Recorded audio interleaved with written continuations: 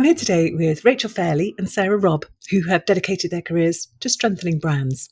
They've worked with over 90 B2B and B2C brands across multiple industries as marketing leaders and brand strategists, and together they are the co-authors of Rebrand Right, How to Refresh Your Brand and Marketing to Grow Your Business. So first of all, welcome, Sarah and Rachel. It's very, very lovely to have you here. How are you doing? Good. Awesome. Thanks for having us. Yeah, it's amazing to be on. Yeah, it's good to have you here.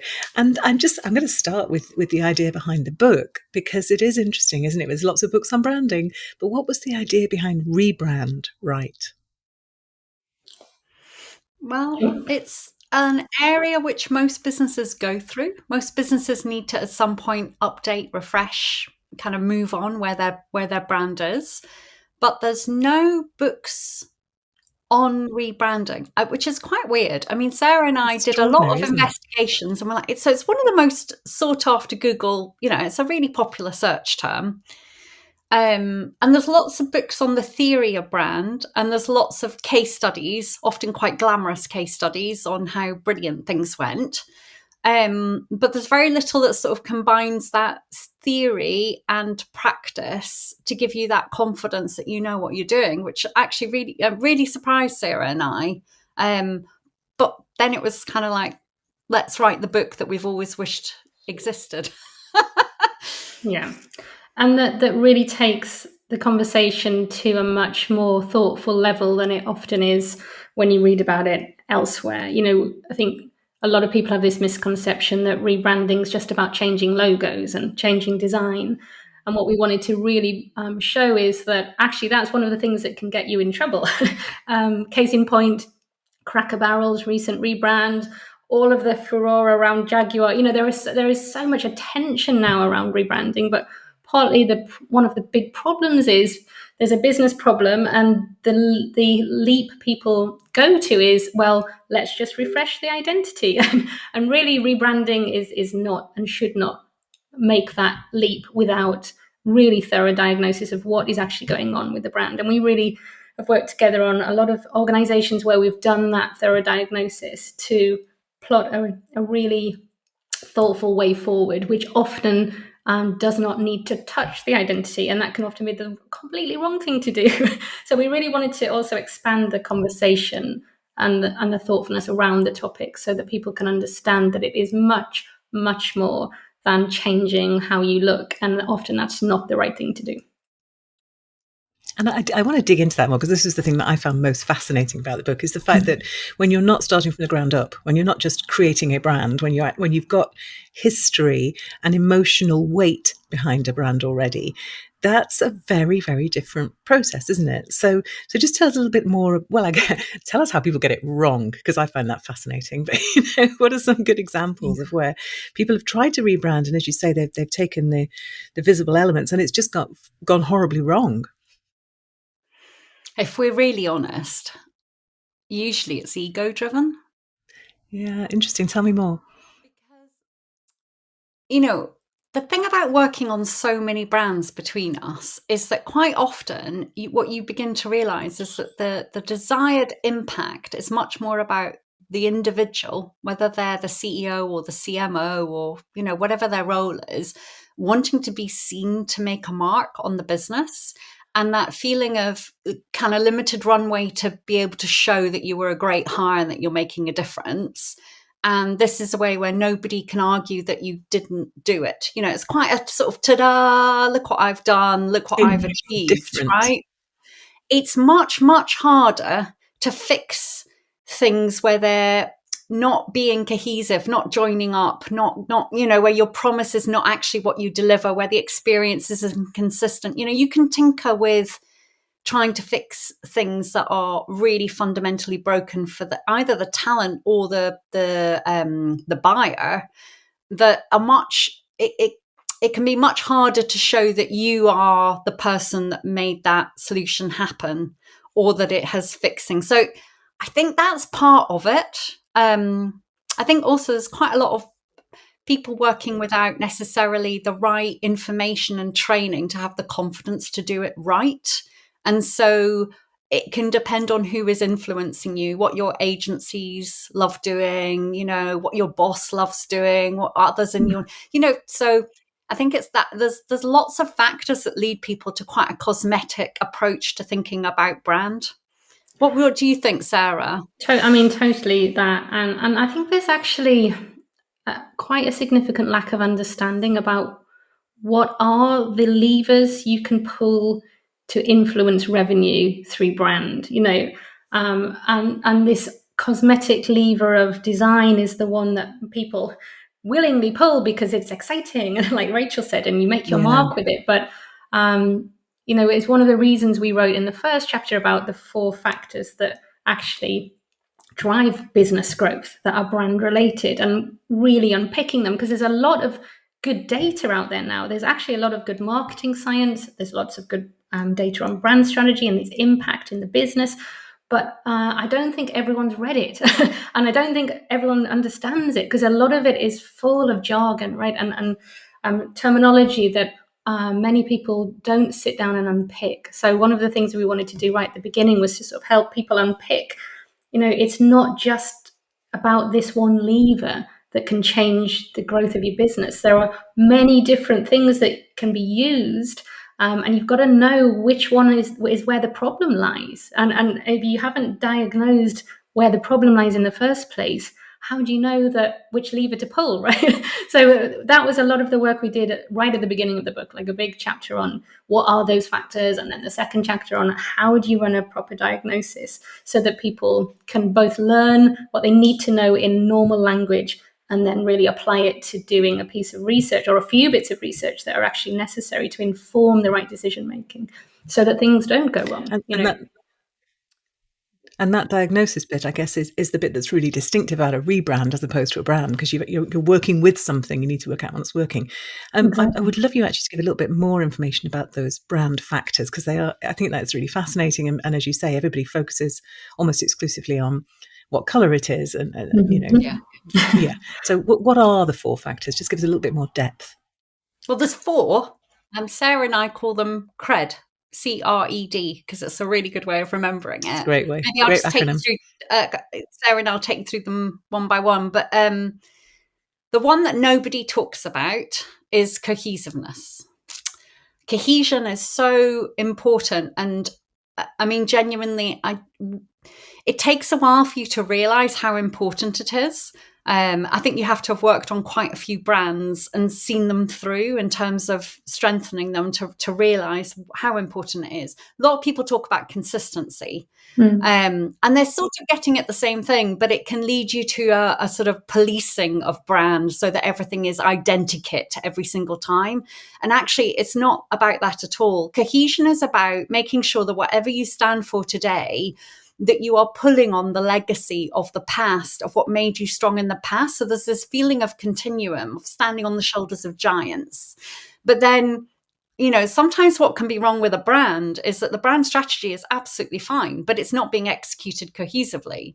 So, you're promising one thing, delivering another, but people basically feel their confidence ebbing away the more they deal with you as a business, because they realize that actually you're quite schizophrenic. You're quite sort of, you're never quite sure how you're going to show up. And so that cohesion of the execution of the brand strategy is basically how people actually know that you have a strategy and how they experience and feel it. So it's really important that it's executed well by everyone, which is one of the reasons why we often debate with people whether or not brand should even be in marketing and whether it should actually sit with corporate strategy, because you have to execute it through how you enable your people to deliver the desired client experience, but then also how you set them up for success.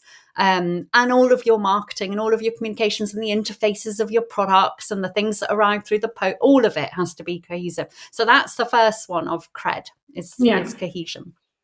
And the next 3 are relevance, ease, and difference. And there are 3 because there's a lot of data now that proves that those 3 things contribute to what Kantar called predisposition. And all that means is making people feel that your brand is the right choice. And they have a ton of really great insight and data and proof on the need for predisposition and how that impacts the price you can charge for your brand, your sales, your retention, like all of these statistics that would make any CEO get very excited about the value of brand is all linked to this notion of you having to predispose people to want to buy it.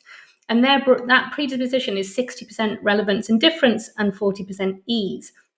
Now, relevance is that second factor, right? And relevance is another one of those words that's thrown out in branding, but it isn't really unpicked a lot. But there are different ways you can be relevant. Like, there were 5 in the book, but I'll just give a couple for this sake of the time. But one is being relevant to the right people. So that sounds very obvious, but there are points in a brand's development where they are perhaps limiting their targeting too much. It happened for Nike. One of the turning points for Nike was when they realized that they had to expand the appeal of their brand to basically anyone who liked sport versus a really narrow section of elite running athletes. So there's a point in a brand's growth where they have to appeal to the majority of buyers. And that was something that Byron Sharp proved out. And then relevance is also just being relevant to what people care about. And it sounds so obvious, but many organizations, particularly smaller brands, talk about brand and all they're doing is talking about themselves. Like, my features, my functions, look at my product, look what I do, we have 76 of these widgets and actually, all of the data shows that you need to be meaningful to people, to something that they care about, and getting to those insights is part of that diagnostic process of figuring out what is the benefit of what you're doing to people. Why is anyone going to care that you want to grow by 26%? So that relevance piece is about that. And then relevant to cultural codes. Sometimes you have to adapt because your brand is stuck in a time where you're talking about something where the audience has moved on and they don't see the category like that anymore. Like Taco Bell talking about food as fuel when everyone was really in this food as experience. And so there's all of these different nuances around relevance. Do you want to talk ease, Rach? Yeah. So the third one is ease. And actually, it's very straightforward. If you are not easy to mind in a buying situation, for the reasons people come shopping, they won't consider you. And so if you think about it, people are not shopping for everything all the time. So you come in and you enter the market essentially to buy, and in your head are the brands that you think are the options for who you can buy from, and it's really unusual to end up buying from a brand you've never heard of. So you have to be in people's minds, connected to that reason to come shopping before they come shopping, so you're easy to mind. And then the second thing is really obvious, but surprisingly, something that a lot of brands end up having to fix, which is just being easy to buy. Like, genuinely being really obvious with how you've organized your products, how you've named them, how easy they are to select, to choose, to check out with, to buy from a human. But that easiness means that then all of this wonderful work you've done on building the brand and getting in front of people actually converts into sales. So that's really important. And then the last one's D, differentiation. And again, it's one of those words that has been around for a long time. And then there are a couple of different perspectives on it that aren't really helping people understand it. And one is that people are trying to nuance it with different language and say, well, it's about distinctiveness and differentiation. And there's a lot of sort of unnecessary complication of the term. And then there's also a lack of real understanding about what it is. So people talk about USPs. You have to have a unique selling proposition for your brand, but that's a 1930s term. That when Persil launched in the 1930s, they could say we make clothes whiter, and they did, and because there was no other really good competition. But today, this notion that you must be unique and differentiate or die, it's all quite overblown. So we're trying to put some perspective around it, but also to say, look, it is important. Brands that are different, like 35% higher sales, and so you need to work on it. But there are different aspects to it, And one is looking different. So this is where this distinctiveness word comes in, right? So your brand identity has to look different from others because you have to get noticed. I mean, it's pretty basic stuff, but you would be shocked about how many brands don't really understand what they have that's actually distinctive versus the competition, and how they really look different, and what are the things they have to play with. So we go right into the detail on that on chapter 4 about how you create distinctive brand assets. What are they? And then difference today isn't always about having something that nobody else can say or do. It's not always about being the only one that can say or do this, because even the brands that have that difference is often fleeting. But you do have to figure out how you are relatively stronger versus another brand. And that is really what difference is for most brands out there. So if everyone's panicking, going, "Oh, I don't have anything that's only me," it's okay. It would be good if you did, but it's okay. But if you need to land on something where you have a relative strength and then build on that, like Kit Kat have talked about taking a break, and they're the brand that are associated with taking a break. But could another biscuit brand do that? For sure, right? They're not the only one that would allow for that. But it's about that, taking something and owning it. Volvo with safety, right? We all think safety Volvo, but are they the only safe car? No, they're not. But they did have a benefit. They were better at it at one point, and they've consistently talked about it. And so that relative difference. And then there are a couple of other quite more unusual things that help a brand be perceived as different. And one is having emotive clarity. So standing for something emotional and getting an emotional reaction with your brand, with your communications, with the way that you talk to people. It's really important. And there's a ton of data on why that is. It's in the book too. And then the last one is being perceived as a leader, or someone who is challenging the status quo. And again, you don't have to have all 4 of these aspects of difference to be a strong brand, but they're the sort of 4 things that you can play with. That's been shown in data to sort of prove out that you will be perceived as different. And that's important, again, because it drives up to that predisposing people to pick you, over others. Yeah, so what that's I've a long loved about explanation of the 4 factors, and we could go on and on about it. But yeah, and you know what you've done brilliantly is make the case that this is a strategic issue. It's not, sure. It doesn't belong in the design department. This is absolutely core to your mission, to your purpose, Totally. And I think that's what has brought some joy for Sarah and I, is that that actual fact, the first chapter, which really kind of takes apart and puts back together the theory so that you can understand what levers you've got, has gone down so well with CEOs and CFOs. And that's really helpful for the marketing leaders that are using the book, because they're able to articulate in one chapter what it is that actually drives brand strength, and why you should care commercially about it, and what levers are available, and it changes the conversation immediately. So I think that has been super. It's just been really wonderful, actually, being able to get that kind of feedback from people, that they are dishing out chapter 1, which is a free download, dishing out chapter 1 to people that they need to influence in the business to be allowed to actually strengthen a brand in the right way. Yeah. And so I was just going to say, and to be allowed to then diagnose the brand properly with the right research. And so we developed this free quiz on those factors, so you can do this quick analysis of, well, how am I performing on cohesion and relevance and ease and difference? And we put that on our website too, so that anyone can take that, or a marketer could take it, do the assessment, show the CEO, or they can sit together and do it, so that you can start to understand that there are all of these different things you've got to unpick. And that's just one quick way of getting people's head around what those things are, and making that business case for the investment to do the diagnosis. Yeah. And you two have worked together with brands so often. What was it like becoming co-authors as well as sort of collaborators and joint deliverers of programs? Oh, it was lovely. It was lovely.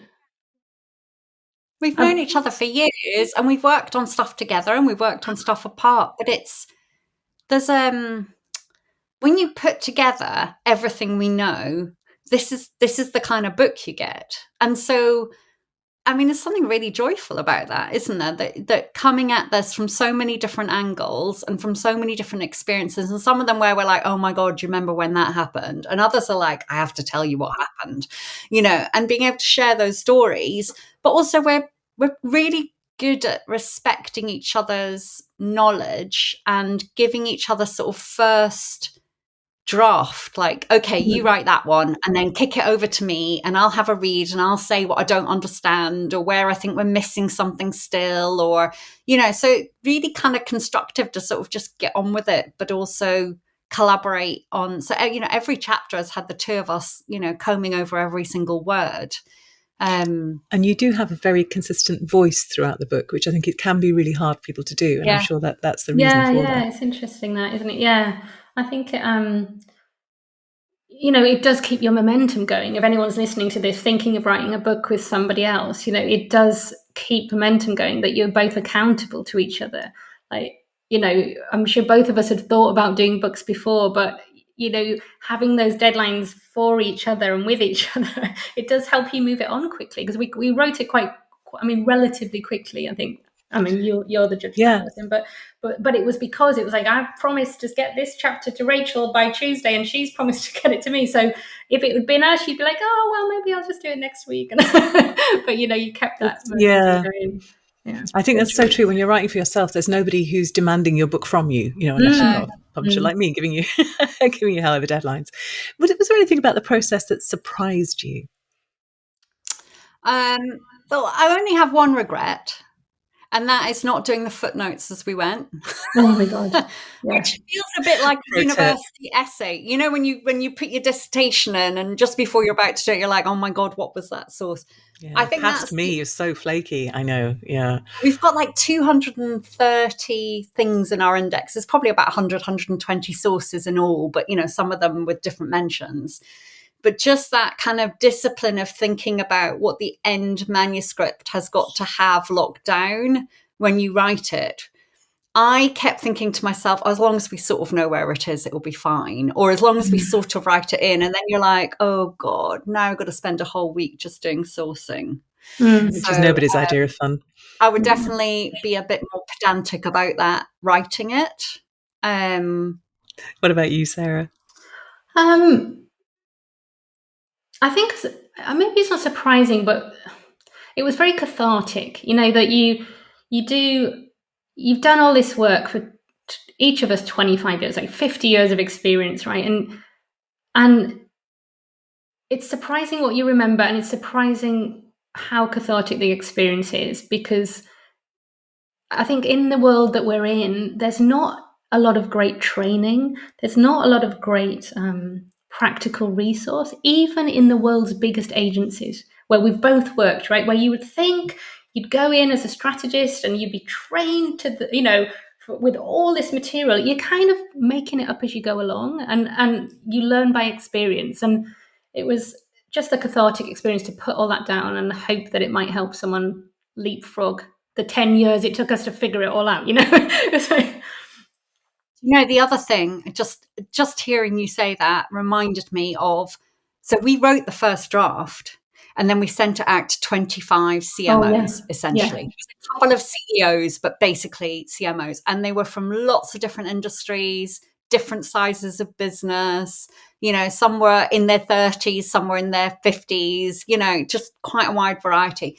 And we gave it to them. And I think what I was really scared of was them coming back and going, "Oh God, no, please don't say that. Oh dear. Oh God, no, that is not how you do it." Or, just something that would make us realize that we didn't actually know how to do something we were explaining how to do.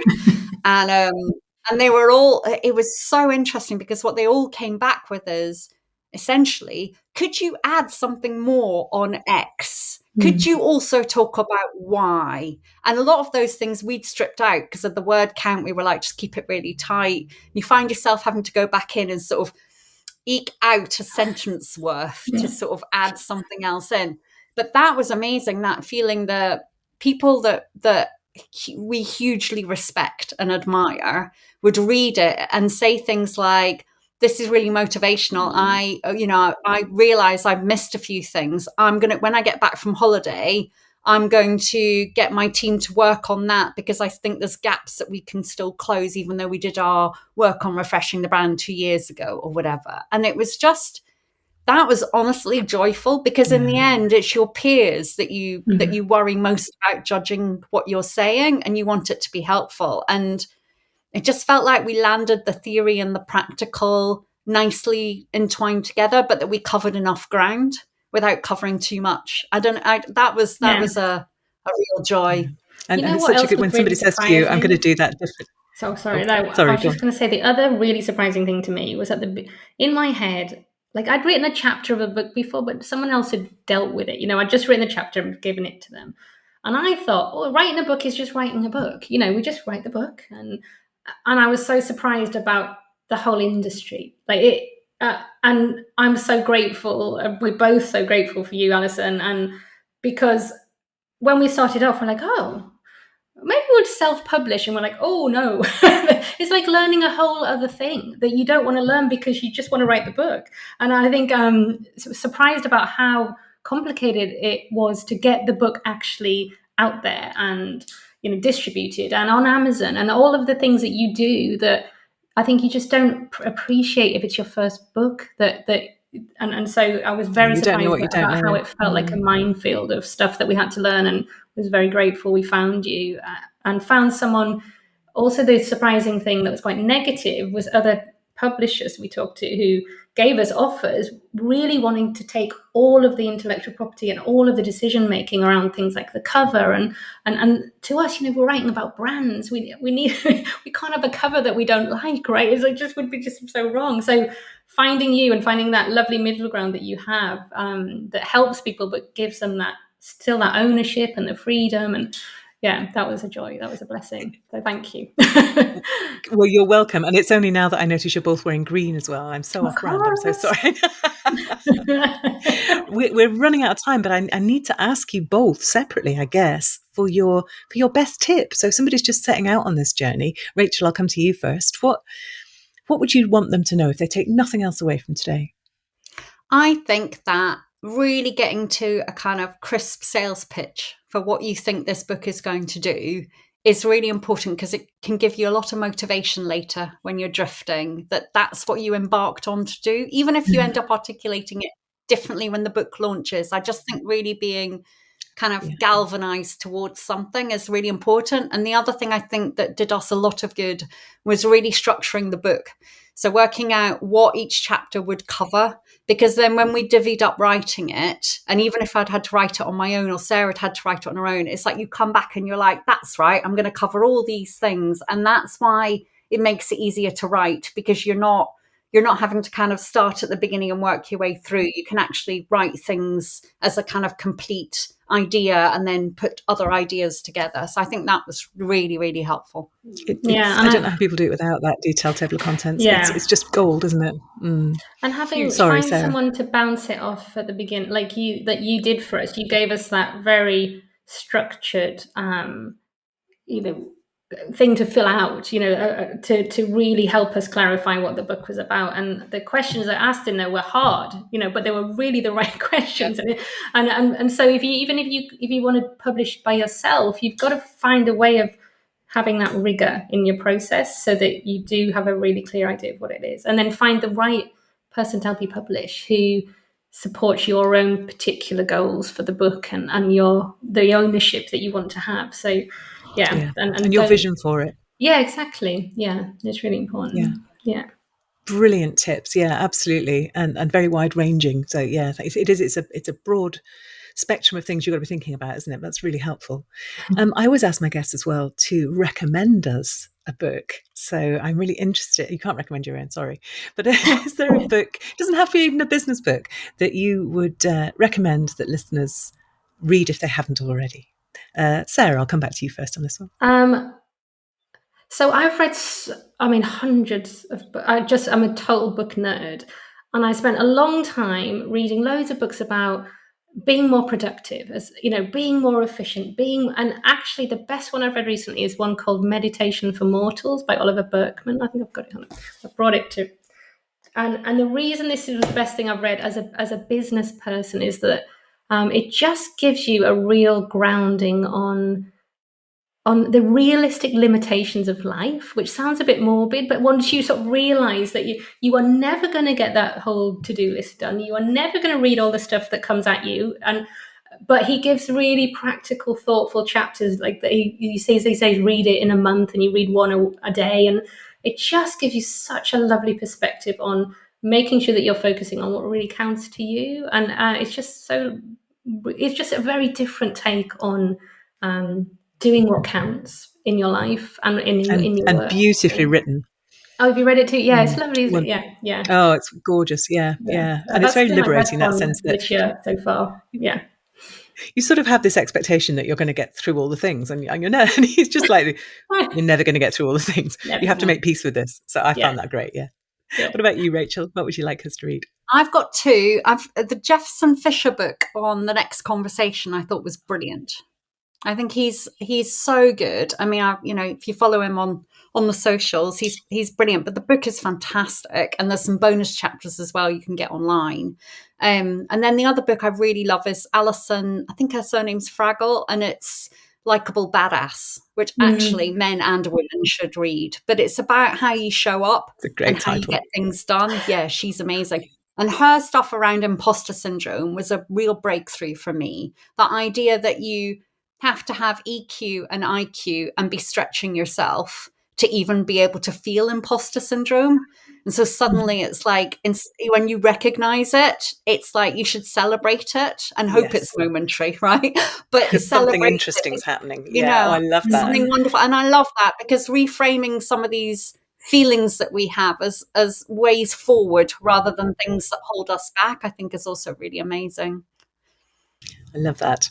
Now, if people want to find out more about both of you, more about the work that you do, I'm going to come to you first on this one. So, Rachel, where should they go? You can just come to rachelfairley.com. I fix brands marketing experience. So I'm always working with businesses on that. But I would also prioritize, frankly, the Rebrand Right website, because it's got this wonderful diagnostic tool on it that helps you get your business case together about cred and how strong your brand is. And you can find Sarah and I as well from there. So that's quite a good first destination. Brilliant. Sarah runs a really brilliant brand strategy academy, though. Shall I come to you, Sarah, just to add to that? brandstrategysarah.com, and I run a academy that teaches people how to do brand strategy with clarity and with confidence. And I've also got quite a lot of free resources, like free courses on there, just to help people get through the minefield of what brand strategy can be and the jargon, and to make it a lot more simple. So hopefully that'll help somebody out. I'm going to bet there's people listening going, I thought I had my brand strategy nailed, but clearly I've not even thought about half of it. So that's where you go, people. I'll put those links up on the show notes at extraordinarybusinessbooks.com. And thank you both for your time today. It's been really fascinating digging into the brand stuff and the writing stuff. And I think it's lovely as well when you come back after a period of, a few weeks post-publication and just sort of reflect on it all. So it's been really joyful talking to you both about all of it. Thank you, Alison. Well, thanks for everything, Alison. Yeah.